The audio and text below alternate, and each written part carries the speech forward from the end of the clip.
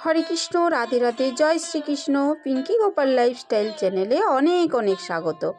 আশা করি আপনারা সবাই ভালো আছেন এবং সুস্থ আছেন। আজ আমি আপনাদের সাথে শেয়ার করতে চলেছি যে বেশি লোভ করলে মানুষের কি হয়। একাদা এক রাজা ছিল। সে সবসময় ভগবানের পুজো পাঠ এতটাই পরিমাণে আনন্দিত থাকতো যে সেই রাজার জঙ্গলে নিজের মন্দির বানিয়ে নিয়েছিল। সেখানে সকাল সন্ধ্যা নিয়মিতভাবে রাজা পুজো অর্চনা করত। একদিন ভগবান রাজার ভক্তিতে প্রসন্ন হয়ে তার সামনে এসে উপস্থিত হলেন। ভগবানের দর্শন পাওয়ার পর রাজা ধন্য হয়ে গেলেন। এরপর সেই রাজা ভগবানকে বলতে লাগলো, হে দেব, আমি কি আপনার থেকে কিছু চাইতে পারি? হ্যাঁ, অবশ্যই। তোমার ভক্তিতে আমি খুবই প্রসন্ন হয়েছি, এই কারণে এখনও আমি তোমার ইচ্ছা পূরণ করতেই এসেছি। তখন ধর্মাত্মা রাজা উত্তর দিল, হে দেব, আপনি তো আমাকে সব কিছুই দিয়ে দিয়েছেন। না আমার কোনো ধন সম্পত্তির অভাব রয়েছে, না আমি আমার সন্তান সুখ থেকে বঞ্চিত আছি, কিন্তু আমি আপনার কাছ থেকে নিজের প্রজাদের জন্য কিছু ইচ্ছা রাখতে চাই। হে দেব, কৃপা করে আপনি আমার সকল প্রজাদের একবার দর্শন দিয়ে তাদের জীবন ধন্য করুন।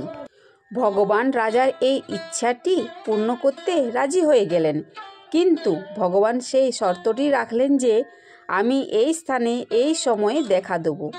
যে আমার কাছে আসতে পারবে শুধুমাত্র সে আমার দর্শন পাবে, বাকি কেউ পাবে না।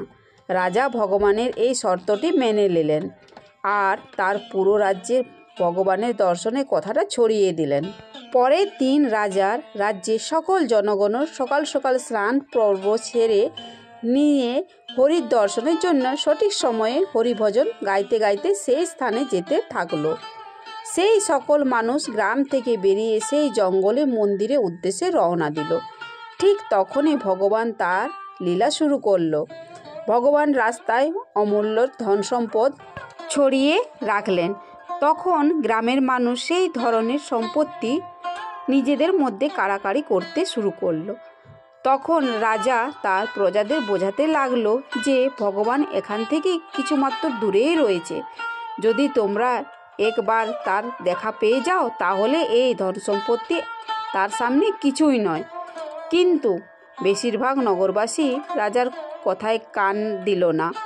আবার অনেকেই কেউ কেউ বলল, হে মহারাজ, আমরা অনেক জায়গায় ঋণী রয়েছি, এই ধন সম্পত্তি পেয়ে আমরা ঋণ শোধ করতে পারবো।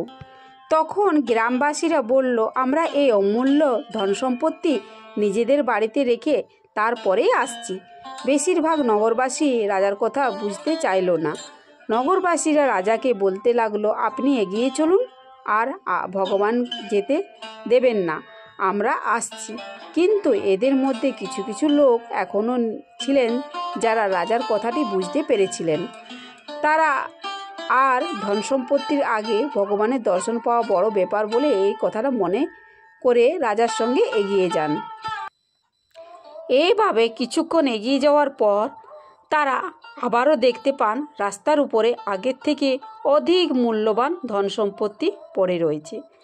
যে স্বল্প সংখ্যক নগরবাসী রাজার সঙ্গে এগিয়ে এসেছিলেন তারাও সেই আগের থেকে বেশি মূল্যবান ধন সম্পত্তি দেখে আর বুঝে উঠতে পারছিল না যে তারা নিজেরাই কি করবে। তখন রাজা আবারও সেই প্রজাদিকে বলল যে ভগবান আর কিছু দূরেই রয়েছে। রাজার এ কথা শুনে সেই স্বল্প সংখ্যক মানুষের মধ্যে কিছু মানুষ রাজার সঙ্গে আরও এগিয়ে গেলেন, কিন্তু কিছু মানুষ আর এগিয়ে গেলেন না। তারা ওই অমূল্য ধন সম্পদ নিয়ে মারামারি কাড়াকাড়ি করতে লাগলেন। এইভাবে আবারও রাজা তার সঙ্গে কিছু সংখ্যক লোক নিয়ে যখন এগিয়ে যাচ্ছিলেন, ঠিক তখনই তারা যা দেখলেন তা দেখে তারা অবাক হয়ে গেলেন। এইবার রাস্তার উপরে আগের তুলনায় আরও বেশি মূল্যবান সম্পদ পড়ে রয়েছে। একবার রাজার সঙ্গে সেই কয়েকজন লোক যে এসেছিল, সেই লোকগুলো এই মূল্যবান সম্পদগুলো দেখে সেখানে দাঁড়িয়ে পড়ল। রাজা তাদের অনেক বোঝানোর চেষ্টা করেও যে ভগবান এখান থেকে শুধুমাত্র দুপা দূরেই রয়েছে, তোমরা যদি এগুলো এখন ত্যাগ করো, এগিয়ে চলো, তাহলে তোমরা ভগবানের দেখা পাবে। কিন্তু নগরবাসীরা এটা বলে রাজাকে মানা করে দিল যে, হে মহারাজ, এই ধন সম্পত্তি তো ভগবানই আমাদেরকে কৃপা করে দিয়েছে, কিন্তু ধন সম্পত্তি পাওয়ার পর এখন আমাদের জীবন ধন্য হয়ে গেছে, আর আমরা ভগবানের দেখা পেয়েই বা কী করব। রাজা শত চেষ্টা করার পরও যখন তারা বুঝল না, তখন সেই যাত্রাতে শেষমেশে রাজা এবং রানী রইল। রাজা এবং রানী দুজনে একসঙ্গে এগিয়ে যাওয়ার সিদ্ধান্ত নিয়ে ধীরে ধীরে এগিয়ে গেলেন। কিন্তু ভগবানের পরীক্ষা এখনও শেষ হয়নি। এইবার রাস্তায় ভগবান এমন হিরে মতি গয়না ও রত্ন ঢের করে দেন যা রানীর জীবনও কখনো দেখেনি। সেই মূল্যবান গয়নাগুলো দেখে রানীর মন খুশিতে ভরে যায়। তখন রাজা রানীকে বলল, হে প্রিয়, তুমি এসব কি করছো? ভগবান এখানেই রয়েছে, চলো ভগবানের দর্শন করে আসি। তখন রানী রাজাকে বলল, আমি এরকম মূল্যবান রত্ন ও গয়না কোনো দিন দেখিনি, আমাকে এগুলো অর্জিত করতে দাও, ভগবানের দর্শন আমি অন্য কোনো সময় করে নেব। রানীর এই কথা শোনার পর রাজা একাই ভগবানের দর্শনের উদ্দেশ্যে চলে গেলেন। এরপর যখন সেই রাজা ভগবানের দর্শনের জন্য সেখানে গিয়ে উপস্থিত হলো, তখন ভগবান তার দিকে তাকিয়ে একটু হেসে বললেন, হে রাজা, তুমি তো পুরো প্রজাদের আমার দর্শনের জন্য নিয়ে আসতে চেয়েছিলেন, তাহলে কি হলো এখন? এখন সেই রাজা উত্তর দিল, হে ভগবান, সবাই একত্রিত হয়ে বেরিয়েছিলাম তো আপনার দর্শনের জন্য, কিন্তু আসার পথে রাস্তায় সবাই কিছু না কিছু বিষয়ের জন্য এই পর্যন্ত আসতে সক্ষম হয়। কেউ টাকা পয়সা দেখে লোভ সামলাতে পারেনি, কেউ মূল্যবান ধনরত্ন দেখে লোভ সামলাতে পারেনি, আবার কেউ হিরে মূল্যবান গয়না দেখেও লোভ সামলাতে পারেনি। এই কথা শোনার পর ভগবান বললেন, এই কারণেই তো সংসারে এই মোহ মায়া ত্যাগ করে যে আমার কাছে আসতে পারে তার মোক্ষ লাভ হয়। যে মানুষের এই সকল বিষয়ের উপরে লোভ থেকে যায়, সে মানুষটি হয়তো এই মৃত্যুলোকে তার সকল জিনিস পেয়েও সুখে থাকতে পারে, কিন্তু এই মৃত্যুলোকের পর তার কাছে তার পাপকর্মের ফল ভোগ করা ছাড়া আর কোনো উপায় থাকে না।